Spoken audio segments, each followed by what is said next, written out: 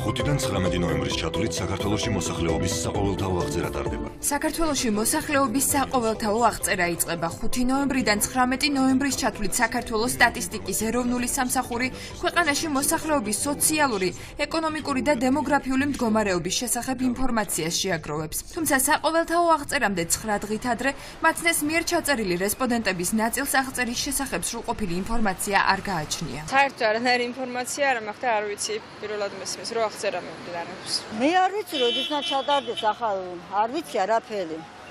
საერთოდ იყო მაგაზე თქმულება? როგორ არა ვიცით როდის უნდა ჩატარდეთ. კარგია მაინც ვიცოდეთ ჩვენ ერში რამდენია როგორ არის. საქართველოში მოსახლეობის აღწერას საქსტატის მიერ დაქირავებული აღმრიცხველები ჩაატარებენ. 10,000 აღმწერი საქსტატმა სხვადასხვა ასაკობრივი კატეგორიის გათვალისწინებით კონკურსის მეშვეობით შეარჩია. თითოეული აღმწერის ანაზღაურება დედაქალაქში 500, ხოლო რეგიონებში 400 ლარი იქნება. აღმწერებს შესაბამის ტრენინგებს საქართველოს სტატისტიკის ეროვნული სამსახური უკვე უტარებს.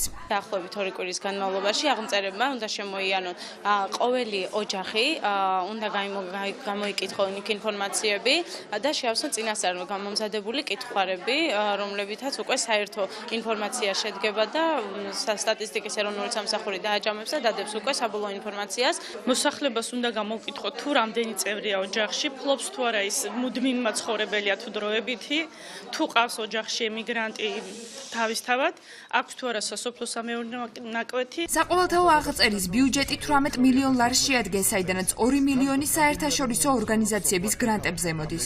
მოსახლეობის საყოველთაო აღწერა 10 წელიწადში ერთხელ გაეროს მეთოდოლოგიის გათვალისწინებით ტარდება. გამოკითხვის პერიოდში მოსახლეობას სახლიდან გასვლისაგან თავის შეკავებას თხოვს საქსტატის აღმასრულებელი დირექტორი მერი დაუშვილი. მისი თქმით აღწერა ქვეყანას სამომავლო პრიორიტეტების განსაზღვრაში დაეხმარება. მოუწოდებ თითოეულ მოქალაქეს, რომელიც საქართველოს ტერიტორიაზე ცხოვრობს, რომ ჩაერთოს აღწერის პროცესში, იმიტომ რომ აღწერის პროცესი მნიშვნელოვანია, იმიტომ რომ სახელმწიფოს დაეხმარება მომავალი 10 წლის განმავლობაში პრიორიტეტების განსაზღვრაში და ჩათვალეთ, რომ აღწერის შედეგად მიღებული მონაცემები თითოეული ჩვენი ოჯახისთვის იქნება მნიშვნელოვანი. მოსახლეობის საყოველთაო აღწერის შედეგების პირველადი მონაცემები 2015 წლის აპრილში გამოცხადდება, ხოლო სრულყოფილი ინფორმაცია 2016 წელს გასაჯაროვდება.